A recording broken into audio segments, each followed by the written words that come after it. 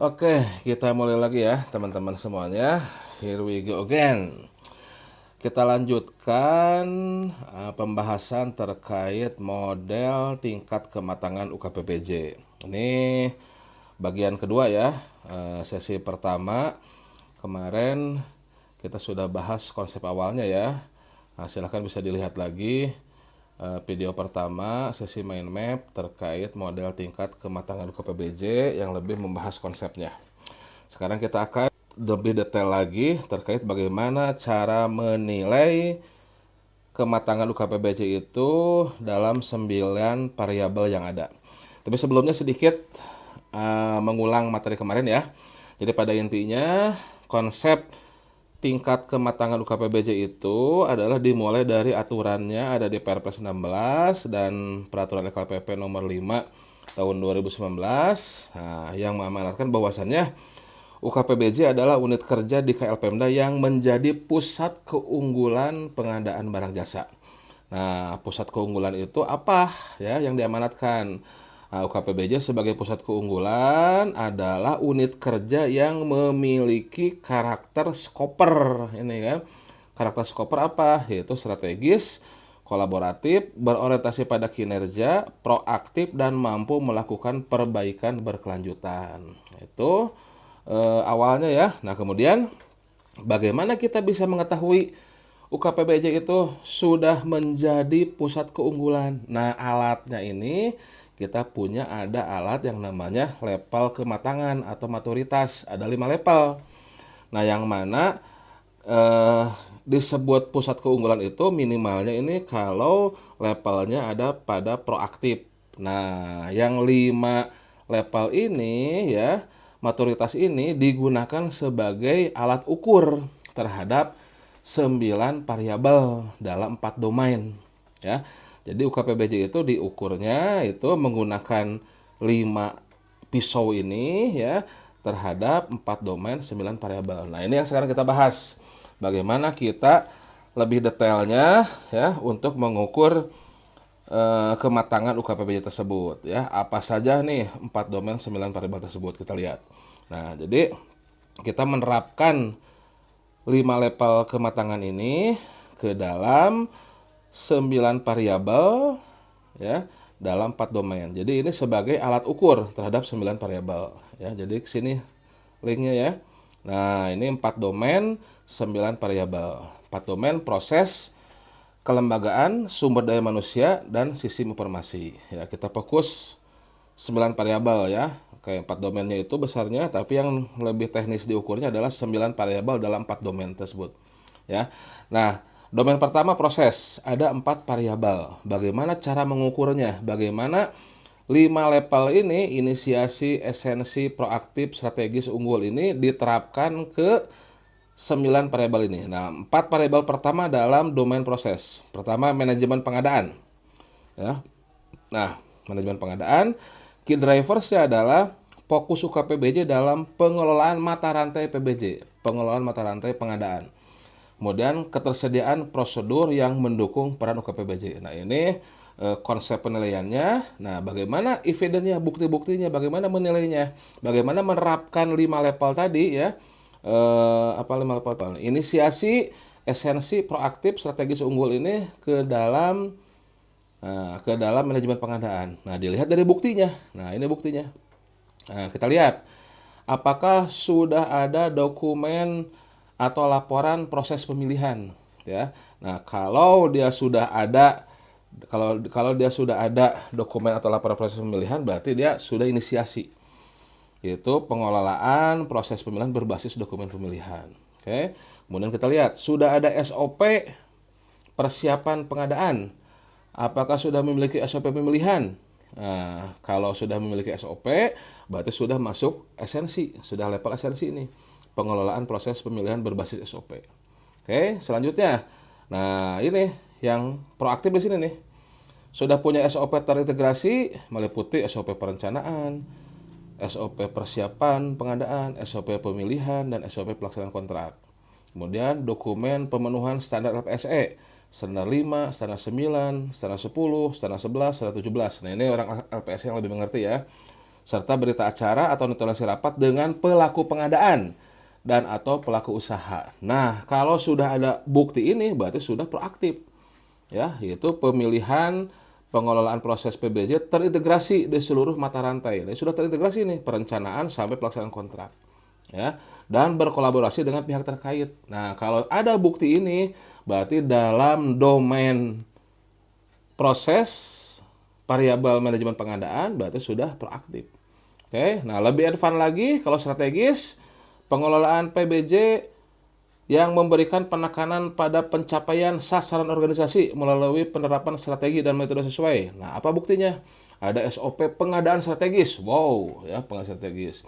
Penerapan pengadaan strategis seperti kontrak payung, pengelolaan katalog, ya, lokal sektoral, ya, strategi konsolidasi, hasil evaluasi berdasarkan pengadaan berkelanjutan, kemudian instruksi pimpinan atas penerapan rekomendasi. Nah, ini sudah ada rekomendasi UKPBJ dan diinstruksikan oleh pimpinan. Nah, itu strategis.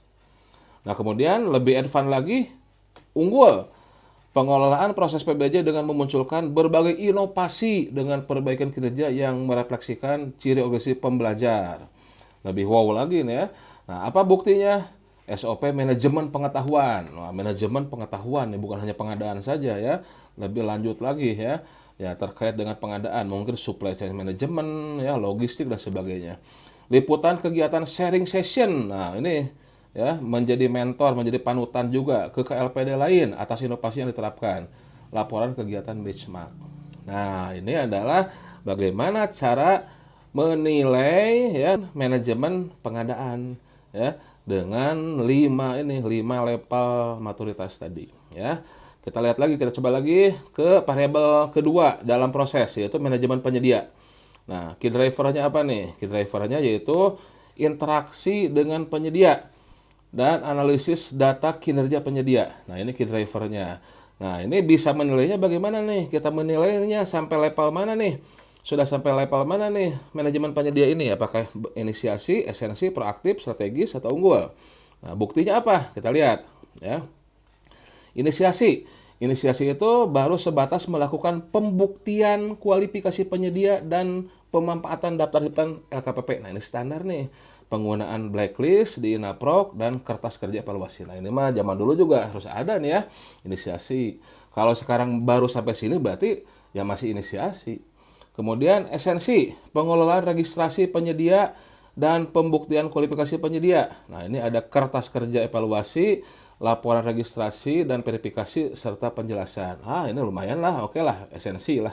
Berarti esensinya sudah dapat nih dalam proses pemilihan. Kemudian, nah ini proaktif nih. Nah, ini keunggulan itu, pusat keunggulan itu di sini minimalnya, yaitu ada SOP pengelolaan penyedia. Ada laporan program pembinaan berdasarkan hasil analisis ketersediaan penyedia. Nah, ini sudah ada analisis ketersediaan penyedia yang terdaftar di LPSC UKPBJ tersebut. Hasil notulensi rapat, progres pelaksanaan kontrak untuk mencapai kinerja penyedia. Nah, ini proaktif. Nah, di sini minimalnya nih.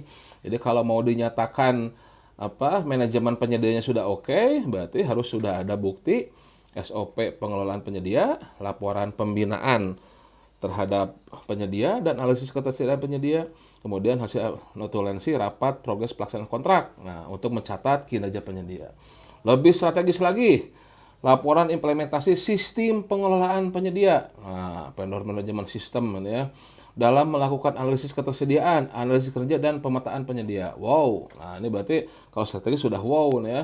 Berita acara, notulensi, vendor, rapat briefing atau debriefing. Nah, ini juga yang kalah diundang untuk dijelaskan apa kurangnya nih. Daftar, nah kemudian satu lagi yang unggul. Nah, unggul berarti sudah strategis ini. Daftar penyedia strategis. Nah, ini yang tadi inisiasi, esensi, proaktif, strategi sudah dilakukan, yang unggul ini sudah berpikir hal yang strategis, penyedia untuk kepentingan kemitraan jangka panjang. Nah, sudah sampai level manakah UKPBJ Anda ya dalam variabel manajemen penyedia? Oke, sudah mulai ada gambaran ya. Selanjutnya, masih dalam domain proses, kita lihat variabel yang ketiga yaitu manajemen kinerja. Nah, ini manajemen kinerja, key drivernya cakupan penerapan manajemen kinerja. Nah, satu lagi pemanfaatan hasil. Kita lihat ya, apa bukti dukung yang bisa ditampilkan ya untuk penilaiannya. Nah, inisiasi belum menerapkan manajemen kinerja. Nah, jadi hanya sekedar laporan pelaksanaan kegiatan pemilihan ya, inisiasi. Jadi hanya sekedar laporan pelaksanaan kegiatan pemilihan. Esensi penerapan pengelolaan kinerja melalui pelaporan efisiensi pengadaan, harga kontrak, kurangi HPS, dan jumlah penyelesaian paket pemilihan. Laporan penyelesaian paket pemilihan ya. Jadi sudah mulai ada pelaporan efisiensi ini yang esensi. Nah, kemudian proaktif. Nah, ini mulai nih kalau bisa menunjukkan SOP pengelolaan kinerja UKPBJ, dokumen perencanaan kinerja UKPBJ, laporan pencapaian indikator kinerja utama UKPBJ, dokumen standar 15 ya, LPSE, pengelolaan hubungan dengan pengguna layanan. Nah, ini proaktif nih. Berarti kalau sudah level ini ya sudah bisa memberikan bukti ini, nah berarti itu sudah proaktif dalam variabel manajemen kinerja. Kalau strategis, buktinya apa? Laporan hasil pencapaian kinerja pengadaan untuk pengendalian program kerja organisasi. Nah, strategis apa? Unggul apa? Laporan pengendalian kerja pengadaan sudah digunakan sebagai rujukan ya dalam upaya perbaikan kapabilitas organisasi. Nah, berarti ini sudah menjadi rujukan nih, rekomendasi pengembangan kapabilitas fungsi pengadaan tercantum dalam dokumen perencanaan KLPD. Wah, ini sudah unggul. Oke. Nah, ini adalah variabel dari manajemen kinerja ya. Kemudian kita lihat manajemen risiko. Nah, key drivernya apa? Cakupan penerapan manajemen risiko dan pemanfaatan hasil. Kita lihat. Nah, bukti-bukti dukung apa yang bisa diberikan. Inisiasi belum ada pengelolaan risiko pengadaan. Berarti ya kalau belum ada dokumennya, berarti udah itu inisiasi. Kemudian esensi pengelolaan risiko sudah dimulai, nah, baru mulai khususnya untuk identifikasi dan mitigasi risiko penyelesaian paket pemilihan. Berarti sudah ada dokumen identifikasi dan mitigasi risiko, ya semacam supply positioning model mungkin ya itu. Kemudian nanti kalau untuk bukti-bukti realnya mungkin di sesi ketiga ya, saya coba mengumpulkan dulu dari teman-teman yang lain ya, realnya apa. Kemudian yang kedua adalah untuk esensi laporan penyelesaian kasus dalam pelaksanaan paket jika ada. Oke. Nah, yang mulai mantap ya, yang menjadi pusat keunggulan adalah proaktif. Sudah diterapkan SOP perencanaan dan mitigasi risiko pengadaan serta pelaporan untuk mendukung tercapainya target kegiatan pengadaan. Jadi sudah ada SOP manajemen risiko, mengakomodir berbagai jenis risiko hukum, gagal tender, keterlambatan, penyelesaian kontrak. Nah, kemudian terkait LPSE, dokumen standar 4 LPSE, pengelolaan risiko layanan. Kemudian dokumen mitigasi risiko pengadaan dan dokumen kode etik pengelola UKPBJ. Nah, ini ya untuk variabel manajemen risiko, ini bukti dukungnya nih untuk mencapai proaktif. Strategis, wah lebih advance lagi ya, dan unggul. Dokumen profil risiko paket pengadaan yang strategis, laporan hasil pengendalian risiko, rekomendasi berdasarkan, ya sudah rekomendasi ini, hasil kajian risiko seperti penandatanganan MOU dengan APH. Unggul. Nah, ini sudah kebijakan dari pembelajaran pengelolaan risiko. Jadi sudah ada feedback, sudah menjadi pembelajaran nih. Pembaharuan pustaka risiko. Wah, ini sudah berkembang lagi nih. Nah, ini bagaimana cara menilai level kematangan UKPBJ dalam variabel manajemen risiko. Tuh ya, jadi simpelnya, sederhananya, nah ini yang 5 level ini, inisiasi, esensi, proaktif, strategis, ya saya ulangi lagi, diterapkan nih ke dalam variabel-variabel ini ya. Nah, ini sudah sampai level mana nih ya dalam setiap variabel ini. Nah, coba kita lihat lagi ya. Sekarang dalam domain kelembagaan, variabel pengorganisasian. Nah, ini coba nilai ini sudah sampai level mana nih ya dalam pengorganisasian, yaitu kata kuncinya, key drivernya kemampuan dalam mendukung visi dan strategi organisasi. Nah, ini sudah visi strategi organisasi sudah harus didukung oleh UKPBJ. Kemudian posisi organisasi UKPBJ. Apa realnya bukti dukungnya nih kita lihat. Nah, kita terapkan nih yang 5 level tadi ya. Untuk inisiasi ini pertama unit kerja ad hoc hanya fokus menjalankan aktivitas pemilihan. Berarti buktinya cukup dengan SK panitia pengadaan. Kalau ada SK panitia pengadaan atau pokja pemilihan, berarti ini sudah masuk inisiasi. Kemudian esensi UKPBJ struktural dan fokus untuk menyelesaikan paket pemilihan. Nah, berarti sudah ada permen, perka, peraturan kepala daerah terkait SOTK yang mengatur fungsi pemilihan saja. Nah, ini baru mengatur fungsi pemilihan. Ini baru esensi.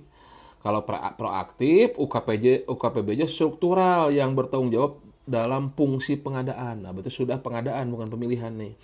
Berarti ini buktinya permen, perka, perkada terkait SOTK, UKPBJ yang meliputi fungsi pengelolaan pengadaan, pengelolaan LPSE, pembinaan advokasi pengadaan. Kemudian terkait LPSE-nya, dokumen pemenuhan standar LPSE, standar 1, kebijakan layanan, standar 2, organisasi layanan, standar 3, pengelolaan anggaran layanan. Nah, ini yang diharapkan proaktif di sini. Kalau sudah di sini ya untuk variabel pengorganisasian, nah berarti sudah menjadi pusat keunggulan ini. Nah, apalagi kalau sudah UKPBJ dengan struktur yang memungkinkan peran strategis untuk menyukseskan program kerja KLPD. Jadi sudah strategis, besar peranannya dalam menyukseskan program kerja KLPD. Nah, apa buktinya? Ada peraturan keputusan pimpinan yang memungkinkan peran UKPBJ lebih strategis dan kemampuan berkolaborasi dengan stakeholder. Ya, bukti partisipasi dalam rapat pimpinan strategis. Nah, berarti ikut serta ya dalam rapat-rapat pimpinan strategis. Lebih unggul lagi, kajian kelembagaan UKPBJ yang selaras dengan dokumen registrasi organisasi. Wow. Nah, silahkan untuk variabel pengorganisasian dalam domain kelembagaan sudah sampai mana nih? Oke. Satu lagi ya, kita coba satu lagi. Kita lihat tugas dan fungsi. Ya, ini masih domain kelembagaan. Nah, key drivernya apa nih tugas dan fungsi? Cakupan layanan yang diberikan baik ke pihak internal ataupun eksternal. Kemudian sinergi antar fungsi untuk menciptakan value bagi organisasi. Nah, ini tugas dan fungsi ya. Kita lihat apa bukti dukungnya. Nah, untuk level esensi menjalankan aktivitas pemilihan. Nah, cukup dengan SK Pokja pemilihan. Kemudian esensi mengelola kegiatan pemilihan. Buktinya apa? Dokumen regulasi yang berupa tugas dan fungsi pemilihan penyedia. Nah, harapannya di proaktif yang menjadi pusat keunggulan apa? Mengelola fungsi pengelolaan pengadaan, fungsi pengelolaan LPSE, serta fungsi pembinaan dan advokasi PBJ untuk memastikan kebutuhan. Nah, ini yang paling penting, memastikan kebutuhan barang jasa dapat terpenuhi dengan baik. Bukti dukungnya apa? Dokumen regulasi berisi tugas fungsi UKPBJ sesuai amanat Perpres. Pembinaan hubungan dengan stakeholder melalui stakeholder analisis dan engagement plan dengan pihak internal, PPK, PPHP, APIP, serta eksternal, penyedia atau APH. Laporan koordinasi UKPBJ dengan pihak terkait dalam pelaksanaan paket. Ya. Nah, ini proaktif. Strategis lebih lagi ya, mengelola fungsi pengadaan melalui sinergi dengan stakeholder sehingga mampu memberikan kontribusi pada pencapaian target KLPD. Pembinaan hubungan dengan, ya ini sudah ekosistem pengadaan ini ya, stakeholder, analisis dan dengan satker OPD penggunaan. Nah, sudah lengkap sudah ini ya. Laporan Monep, nah Monepnya juga ya. Unggul apa? Hasil kajian riset kelembagaan. Ini sudah ada kajian riset kelembagaan untuk program nasional. Wow. Laporan keterlibatan UKPBJ mendukung program pengembangan kelembagaan pengadaan secara nasional. Ini sudah level nasional. Nah, ini untuk tugas dan fungsi ya, variabel tugas dan fungsi dalam domain kelembagaan. Gitu ya gambarannya ya. Jadi ya teknis untuk sekali lagi teknis untuk mengukur kematangan UKPBJ adalah 5 level ini ya, 5 level ini kita terapkan sebagai alat ukur terhadap 9 variabel ini nih. 9 variabel ini ya. Kita lihat yang SDM satu lagi ya. Ya, perencanaan nih misalkan ya. Nah, perencanaan ini drivernya analisis kebutuhan dan sumber daya manusia pengadaan. Posisi organisasi UKPBJ. Nah, bagaimana ini? Nah, ini 5 level ini ya, kita terapkan nih dalam variabel perencanaan ya. Kita lihat analisis kebutuhan dan sumber daya manusia pengadaan, posisi organisasi UKPBJ-nya sudah pada level mana nih. Nah, dengan bukti dukung ini, kalau inisiasi berarti belum ada perencanaan sumber daya manusia UKPBJ. Baru sekedar surat penunjukan pokja pemilihan paruh waktu. Nah, baru inisiasi. Kalau sudah ada anjab, sudah ada SK pengangkatan, berarti esensi nih. Jadi perencanaan SDM berupa anjab dan ABK untuk menempatkan SDM. Pokja pemilihan paruh waktu ya. Oke, jadi ini ada yang sudah penuh waktu nih, sudah ada nih ya itu. Kemudian proaktif. Nah, kalau proaktif berarti sudah anjab, ABK ya. Ya, kemudian SK pengangkatan penempatan personil UKPBJ tetap di UKPBJ dan Japung. Nah, ini di sini. Jadi kalau untuk SDM variabelnya perencanaan berarti harus ada Japung nih untuk proaktif nih. Ya. Gitu ya. Nanti untuk sesi ketiga saya akan coba kumpulkan contoh-contoh bukti ya.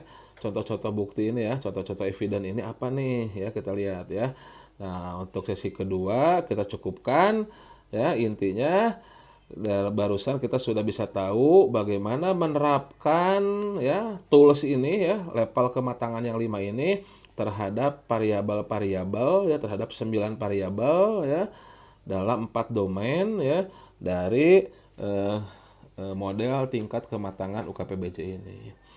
Demikian, terima kasih atas perhatiannya. Jumpa kembali nanti di sesi berikutnya ya terkait model kematangan UKPBJ untuk bukti-bukti, contoh-contoh format-format bukti dukung untuk penilaiannya. Terima kasih atas perhatiannya. Sehat selalu ya. Salam pengadaan dari Bogor.